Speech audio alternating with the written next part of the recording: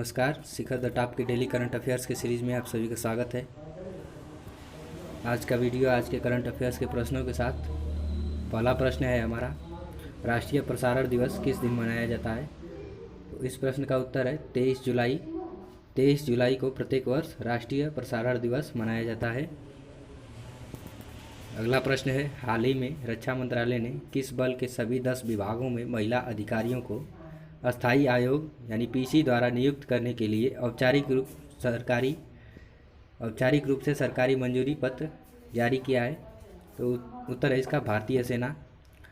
हाल ही में रक्षा मंत्रालय ने भारतीय सेना बल को के 10 विभागों में महिला अधिकारियों को अस्थायी आयोग यानी पीसी द्वारा नियुक्त करने के लिए औपचारिक सरकारी मंजूरी पत्र जारी किया। आगे बढ़ते हैं अगले प्रश्न की ओर। किस राष्ट्र की नौसेना को वर्ष 2025-26 हाइपरसोनिक हथियारों से लैस 2 प्रोजेक्ट 22350 युद्धपोत मिलेंगे? उत्तर है इसका रूस देश की नौसेना को 2025-26 में हाइपरसोनिक हथियारों से लैस 2 प्रोजेक्ट 22350 युद्धपोत मिलेंगे रूस देश को, एडमिरल यूमसेव और एडमिरल स्पिरिडोनोव। अगले प्रश्न की ओर बढ़ते हैं। प्रश्न है, वाइस एडमिरल अनिल कुमार चावला ने कहाँ 3 मेगावाट क्षमता का सौर ऊर्जा संयंत्र शुरू किया, जो नौसेना का सबसे बड़ा और सौर संयंत्र है? उत्तर इसका भारतीय नौसेना अकादमी एजीमाला में वाइस एडमिरल अनिल कुमार चावला ने 3 मेगावाट क्षमता का सौर ऊर्जा संयंत्र शुरू किया है, जो नौसेना का सबसे बड़ा सौर संयंत्र है।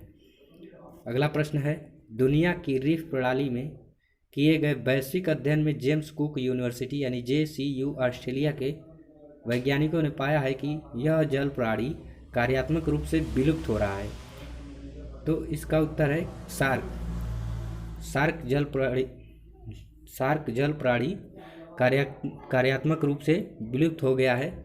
ये दुनिया की रीफ प्रणाली में किए गए वैश्विक अध्ययन में जेम्स कुक यूनिवर्सिटी यानी JCU ऑस्ट्रेलिया के वैज्ञानिकों ने ऐसा एक अध्ययन में पाया है कि सार्क जो जल प्रणाली है यह कार्यात्मक रूप से विलुप्त हो गया है। अगला प्रश्न है, वाशिंगटन स्थित न्यूक्लियर थ्रेड इनिशिएटिव यानी NTI संस्थान के प्रतिवेदन के अनुसार किस राष्ट्र की परमाणु सामग्री संभालने की व्यवस्था दुनिया में सबसे खराब है? तो इसका उत्तर है उत्तर कोरिया। वाशिंगटन स्थित न्यूक्लियर थ्रेड इनिशिएटिव संस्थान के प्रतिवेदन के अनुसार उत्तर कोरिया परमाणु सामग्री संभालने में दुनिया का सबसे खराब राष्ट्र है। अगला प्रश्न है, हाल ही में विश्व व्यापार संगठन यानी WTO ने किस देश को पर्यवेक्षक का दर्जा प्रदान किया है? तो उत्तर है इसका तुर्कमेनिस्तान देश को पर्यवेक्षक देश का दर्जा प्रदान किया है हाल ही में विश्व व्यापार संगठन ने। प्रश्न है, भारत और किस देश के बीच 22 जुलाई को इस देश के 2 द्वीपों का नेबरहुड फिश प्रोसेसिंग प्लांट की स्थापना के लिए एक समझौते पर हस्ताक्षर किया गया? उत्तर इसका मालदीव। भारत और मालदीव देश के बीच 22 जुलाई को मालदीव देश के 2 द्वीपों पर नेबरहुड फिश प्रोसेसिंग प्लांट की स्थापना के लिए एक समझौता ज्ञापन पर हस्ताक्षर हुआ। अगला प्रश्न है, पर्यावरण मंत्री प्रकाश जावड़ेकर ने वनों की पैदावार के लिए निर्बाध आवाजाही बढ़ाने के लिए किस प्रणाली का प्रायोगिक रूप से शुभारंभ किया है? उत्तर है इसका नेशनल ट्रांजिट पास सिस्टम। ये पर्यावरण मंत्री प्रकाश जावड़ेकर ने वनों की पैदावार के लिए निर्बाध आवाजाही बढ़ाने के लिए नेशनल ट्रांजिट पास सिस्टम प्रणाली का प्रायोगिक रूप से शुभारंभ किया है हाल ही में। अगला प्रश्न है, वह भारतीय व्यक्ति जो वर्ष 2020-23 के लिए ब्रिक्स CCI यंग लीडर्स संगठन के लिए BRICS chambers of commerce and industry यानी CCI की विषय निर्वाचन समिति के मानद सलाहकार होंगे? तो उत्तर है इसका साहिल सेठ। अगला प्रश्न है, अंतर्राष्ट्रीय रेलवे संघ यानी यूआईसी के सुरक्षा मंच के नए उपाध्यक्ष कौन बने हैं? उत्तर इसका अरुण कुमार। हाल ही में अरुण कुमार अंतर्राष्ट्रीय रेलवे संघ यानी यूआईसी के सुरक्षा मंच के नए उपाध्यक्ष बने हैं। ये रेलवे सुरक्षा बल के महानिदेशक भी हैं। अगला प्रश्न है, हाल ही में एसबीआई जनरल इंश्योरेंस के नए प्रबंध निदेशक और मुख्य कार्यकारी अधिकारी कौन बने हैं? उत्तर है इसका Prakash Chandra Kandpal. Prakash Chandra Kandpal SBI general insurance के नए प्रबंध निदेशक और मुख्य कार्यकारी अधिकारी बने हैं। अगला प्रश्न है, हाल ही में विदेश मंत्रालय में नए सचिव जो पूर्व के रूप में किसे नियुक्त किया गया है? हाल ही में विदेश मंत्रालय में नए सचिव के रूप में किसे नियुक्त किया गया है? उत्तर है इसका रीवा गांगुली दास। रीवा गांगुली दास को हाल ही में विदेश मंत्रालय में नए सचिव के रूप में नियुक्त किया गया है। अगला प्रश्न है, हिंदुस्तान जिंक लिमिटेड के निदेशक समिति में नवनियुक्त निदेशक कौन बने हैं? उत्तर है इसका अंजनी के अग्रवाल और अखिलेश जोशी। अंजनी के अग्रवाल और अखिलेश जोशी हिंदुस्तान जिंक लिमिटेड के निदेशक समिति में नवनियुक्त निदेशक बने हैं। अगला प्रश्न है, फोर्ब्स की वास्तविक समय में अरबपतियों की सूची में 5वें स्थान पर किस भारतीय का स्थान है? तो उत्तर है इसका मुकेश अंबानी, जो वॉरेन बफेट से भी आगे हैं और ये रिलायंस इंडस्ट्री के मालिक हैं, जो 13 खरब रुपए के साथ 5वें स्थान पर हैं फोर्ब्स की वास्तविक समय में अरबपतियों की सूची में। अगला प्रश्न है, 22 जुलाई 2020 को प्रसिद्ध नवीनतम आईसीसी रैंकिंग में विश्व के शीर्ष कसौटी ऑलराउंडर खिलाड़ी कौन है? तो इसके खिलाड़ी दो लोग हैं, जो पहला है इसके खिलाड़ी हैं बेन स्टोक्स जो इंग्लैंड से हैं और भारत से हैं तीसरे स्थान पर रविंद्र जडेजा। 22 जुलाई 2020 को प्रसिद्ध नवीनतम आईसीसी रैंकिंग में विश्व के शीर्ष कसौटी ऑलराउंडर खिलाड़ियों में बेन स्टोक्स का जो इंग्लैंड से हैं इनका पहला स्थान रहा और तीसरे स्थान पर भारतीय खिलाड़ी रविंद्र जडेजा हैं। अगला प्रश्न है, चीन का मंगल अभियान और लाल ग्रह पर उसका पहला रोवर का नाम क्या है? तो तियानवेन फर्स्ट। चीन का मंगल अभियान और लाल ग्रह पर उसका यह पहला रोवर है तियानवेन फर्स्ट।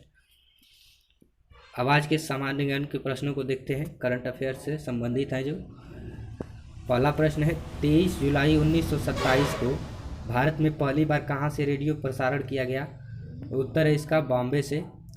बॉम्बे में पहली बार 23 जुलाई 1927 को भारत में पहली बार रेडियो का प्रसारण हुआ। अगला प्रश्न है, 8 जून 1936 को भारतीय राज्य प्रसारण सेवा का बदला गया नाम क्या है? तो 8 जून 1936 को भारतीय राज्य प्रसारण सेवा का नाम बदलकर ऑल इंडिया रेडियो कर दिया गया। ठीक है। अगला प्रश्न है, ऑल इंडिया रेडियो का आदर्श वाक्य क्या है? तो ऑल इंडिया रेडियो का आदर्श वाक्य है बहुजन हिताय बहुजन सुखाय।